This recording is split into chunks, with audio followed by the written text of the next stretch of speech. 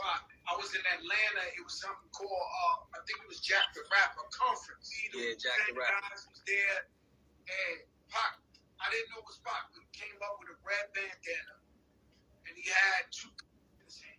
And this is the first time I ever met Tupac in my life. And it's crazy. He was like, "Yo, what up, crack?" And I was like, "Yo, what up?" And he was like, "It's me, it's Pop." So when he put it down, I was like, "What's up, my brother?" So Tupac, that's how I met him. I was telling the story last week when him and Biggie did the I Got 7 Mac 11s. I was on stage with them. I was at the show Madison Square Garden. Big Daddy Kane was headlining. So Pac and Big came in, and you know how Pac do. He walked through the crowd. Like, this guy knew how to stir up the pot. So he walked through the crowd. The whole crowd going crazy. Juices out. Him and Biggie walking through. They see me. They like, "Yo, crack, come on." So I come with them. So they do the I Got 7 Mac 11s. They do that. And then when they try to pass me the mic, the Big Daddy Kane was like, "Yo, chill.